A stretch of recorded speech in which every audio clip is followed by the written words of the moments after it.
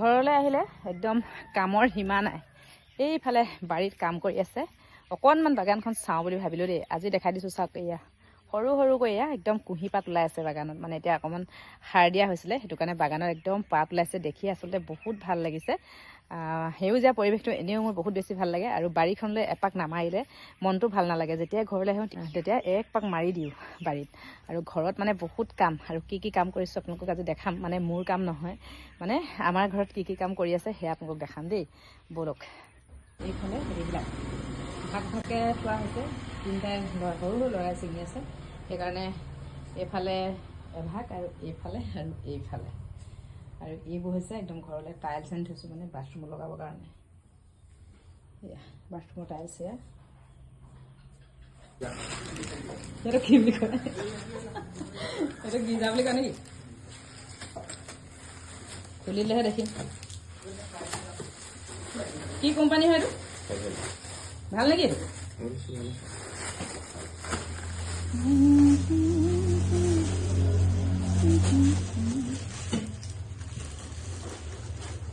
এইটো এতিয়া ফিটিঙে কৰি দিবা নেকি?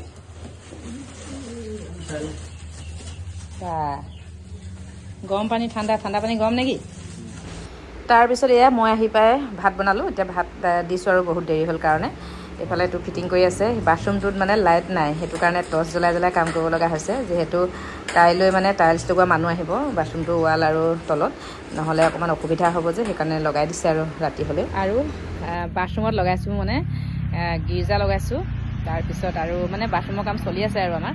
আৰু আপোনালোকক দেখাম দেই। আচলতে কোনোদিন ভবাও নাই বাথৰুমত কিবা এটা কৰিম। বেলেগ মানুহৰ ঘৰত যেতিয়া দেখিছিলোঁ, এনেই ভাবিছিলোঁ আৰু যদি কেতিয়াবা পাৰোঁ পিছে পৰে আমিও এনেকুৱা বাথৰুমটো মানে নিজৰ মন পচন্দৰ ষ্টাইলত বনাম বুলি। কিন্তু সেই সময়কণ বাৰু এতিয়া আহি গ'ল। ধৈৰ্য ধৰিলে মানুহে প্ৰত্যেকটো কাম কৰিব পাৰি। আচলতে মোৰো বহুত দিন লাগিছে, পটককৈ পৰা নাই।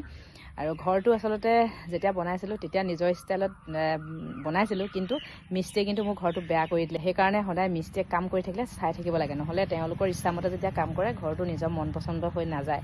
আমাৰো বহুতখিনি গণ্ডগোল কৰিলে ঘৰটো, তথাপিও উপায় নাই, এতিয়াতো ভাঙি চিঙি পেলাব নোৱাৰি। যি হ'ল হ'ল আৰু পিছে পৰে যদি কেতিয়াবা আকৌ পাৰোঁ নিশ্চয় ঘৰটো মানে নিজৰ ষ্টাইলত বনাম।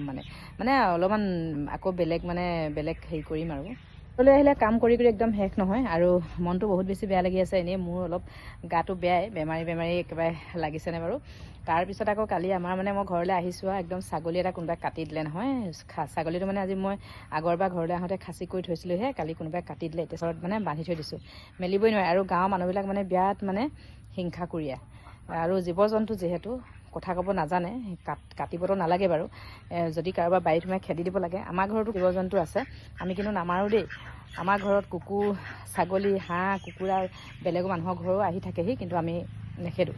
বুলি এইটো ঠেংটো কালি কোনোবাই কাটিলে। এইটো খাচী কৰি দিছিলোঁ, আজি বেছিদিন হোৱাই নাছিলে, 20 দিনমান হৈছে খাচী কৰা। এই একদম ঠেংটোতে কাটি দিলে। চাওকচোন বাৰু, এনেকুৱানো কৰিব পাৰেনে বাৰু। মই কৈছোঁ যোনে কাটিছে তাৰো মানে ঠেং এটা একেবাৰে ভাগি যাওক মানে। আৰু একেবাৰে অগ্নিনাভ মন্দিৰলৈ মানে মই চাকি আগবঢ়াই দিছোঁ। এয়া দেখিছেনে, এইটো ঠেংটো। জীৱ জন্তু মানুহে নাপায় তেনেকুৱা কৰিব। কিবা এটা যদি বাৰীত সোমাইছে খেদি দিলেই হৈ গ'ল। কাম লাগি আছে এইবিলাক। একেবাৰে লেট্ৰিন বাথৰুম সম্পূৰ্ণ হ'লে নিশ্চয় দেখাম ষ্টাইলটো কেনেকুৱা।